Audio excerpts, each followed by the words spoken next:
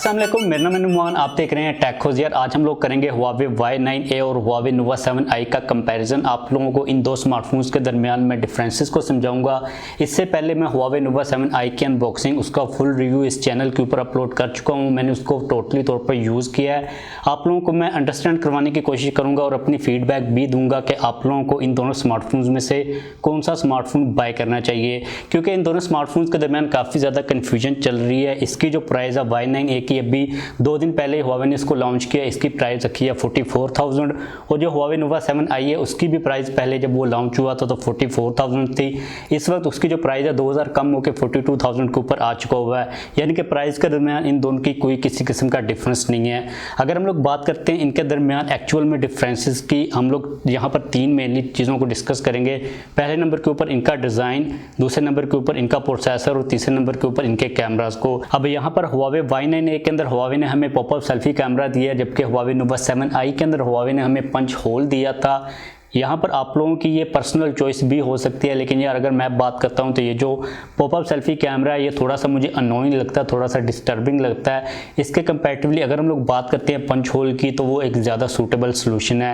लेकिन आप लोगों की यहाँ पर पर्सनल प्रेफरेंस अगेन हो सकती है कि आप लोगों को मे बी ये वाला जो पॉपअप सेल्फी कैमरा है ये ठीक लगे, क्योंकि इसके अंदर किसी किस्म का कोई पंच होल नहीं है। जो आपको डिस्प्ले मिलता है वो काफ़ी ज़्यादा फुल व्यू डिस्प्ले मिल जाता है, किसी किस्म की कोई डिस्ट्रैक्शन नहीं है। लेकिन जहाँ पर बात है पंच होल की, वो पंच होल का साइज़ भी काफ़ी ज़्यादा छोटा है, वो भी इतना कोई ख़ास मैटर नहीं करता।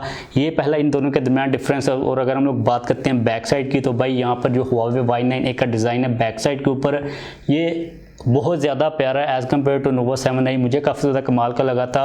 मे बी आप लोगों को Nova 7i का डिज़ाइन मिले। यहाँ पर जो डिज़ाइन की सारी चीज़ें ये सब्जेक्टिव हैं, हर बंदे की अपनी कोई ना कोई चॉइस वो हो सकती है। तो एक तो आप लोगों को ये डिफरेंस इन दोनों स्मार्टफोन्स के दरमियान देखने को मिल जाएगा। लेकिन अगर हम लोग यहाँ पर बात करते हैं सबसे बड़े सबसे मेन डिफरेंस की, तो वो पाया जाता है इन दोनों स्मार्टफोन्स के प्रोसेसर के अंदर। Huawei ने Nova 7i के अंदर हमें दिया क्रीन का 810 प्रोसेसर, जो कि 7 नैनोमीटर के ऊपर फैब्रिकेटेड है, जबकि Huawei Y9A के अंदर हमें मिलता है मीडियाटेक का Helio G80 प्रोसेसर, जो कि 12 नैनोमीटर के ऊपर फैब्रिकेटेड है। Huawei Nova 7i का जो प्रोसेसर है जो कि 7 नैनोमीटर के ऊपर फैब्रिकेटेड है, वो हमें इस प्राइस रेंज के अंदर और कोई भी स्मार्टफोन कंपनी नहीं दे रही जिसके अंदर प्रोसेसर 7 नैनोमीटर वाला हो। यहाँ पर हमें जो प्रोसेसर मिल रहा है Y9A के अंदर, ये सेम वही प्रोसेसर है जो कि हमें Redmi 21500 के अंदर दे रही है भाई। तो आप लोगों को यहाँ पर डिफरेंस है क्लियरली तो बस समझ आ गया होगा। अगर हम लोग बात करते हैं परफॉर्मेंस की PUBG की, तो दोनों के अंदर जो PUBG चलती है वो HD ग्राफिक्स के साथ हाई फ्रेम रेट के ऊपर ही चलती है। लेकिन जो PUBG की परफॉर्मेंस के अंदर आप लोगों को एक्चुअल में एक्सपीरियंस होता है वो काफ़ी ज़्यादा बड़ा यहाँ पर डिफरेंस है। उसके अलावा अगर हम लोग बात करते हैं Antutu बेंचमार्क स्कोर्स की, तो दोनों प्रोसेसर के अंदर आप लोगों को तकरीबन 1 लाख का जो डिफरेंस है वो देखने को मिल जाता है। अगर हम लोग बात करते हैं Y9A के Antutu बेंचमार्क स्कोर्स की, तो इसके अंदर आप लोगों को जो स्कोर मिलता है वो मिलता है 179,000 का, जबकि क्रीन 810 का यानी कि Nova 7i का जो Antutu बेंचमार्क है वो 278,000 का है। यानी कि परफॉर्मेंस के मामले में भाई क्रीन 810 का Nova 7i का किसी किस्म का कोई भी मुकाबला नहीं है। इसके साथ दूसरा डिफरेंस तो आप लोगों को ये देखने को मिलता है। उसके बाद अगर हम लोग बात करते हैं तीसरे डिफरेंस की, तो यहाँ पर पाया जाता है कैमरास के अंदर Y9A के अंदर हमें मिलता है 64 मेगापिक्सल का बैक साइड के ऊपर मेन सेंसर, जबकि Nova 7i के अंदर Huawei ने हमें दिया 48 मेगापिक्सल का मेन सेंसर। इसके कैमरास की जो क्वालिटी है यहाँ पर आप लोग सैंपल्स को देख सकते हो, काफ़ी ज़्यादा कमाल की as compare to Huawei Nova 7i। लेकिन उसके भी जो कैमरास की क्वालिटी वो एक्सेप्टेबल है, काफ़ी डिसेंट है, इतनी कोई ख़ास बुरी नहीं है। ओवरऑल जो कैमरा के मामले में ये वाला फ़ोन टोटली तौर पर विनर है। इसके कैमरास काफ़ी ज़्यादा अच्छे हैं उसके कंपैरेटिवली। उसके बाद थोड़ा सा डिफरेंस पाया जाता है यहाँ पर बैटरीज के अंदर। इसके अंदर हमें मिलती है Y9A के अंदर 4300 mAh की बैटरी, Nova 7i के अंदर हमें मिलती है 4200 mAh की बैटरी, यानी कि 100 mAh का डिफरेंस है। दोनों के अंदर हमें 40 वाट की फास्ट चार्जिंग की सपोर्ट मिल जाती है। दोनों के अंदर हमें 8GB की रैम मिलती है, 128GB की इंटरनल स्टोरेज मिल जाती है, एक्सपेंडेबल मेमोरी आती है, आप लोग एक्सपेंड कर सकते हो।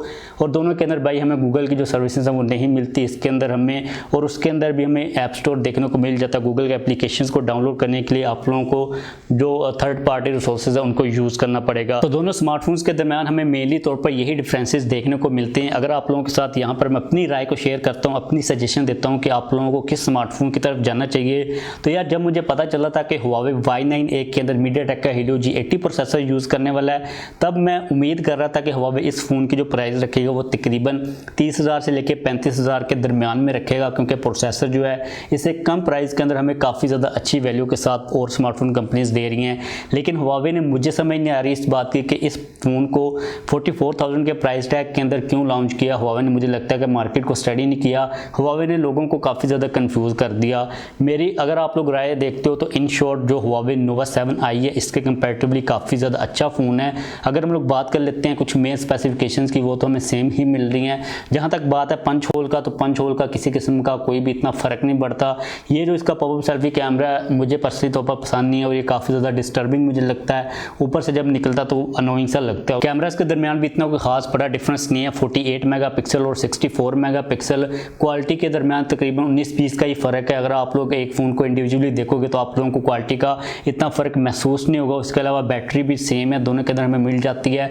तो ओवरऑल जो Huawei Nova 7i है इसके कंपैरेटिवली आप लोगों को मैं सजेस्ट करूंगा कि आप लोग उसको ही बाय करो। अगर आप लोगों को ये वाला डिज़ाइन पसंद है तो आप लोग इसको बाय कर सकते हो, आप लोगों की अपनी मर्जी है। लेकिन ये वाला जो डिज़ाइन मुझे काफ़ी ज़्यादा कमाल का लगता है। ये सेम वही डिज़ाइन है जो कि Huawei ने अपनी Mate 30 सीरीज़ के अंदर यूज़ किया था, जो कि एक फ्लैगशिप सीरीज़ है। बैक साइड के ऊपर आप लोगों को काफ़ी ज़्यादा फ्लैगशिप लेवल की फील आ रही होती है।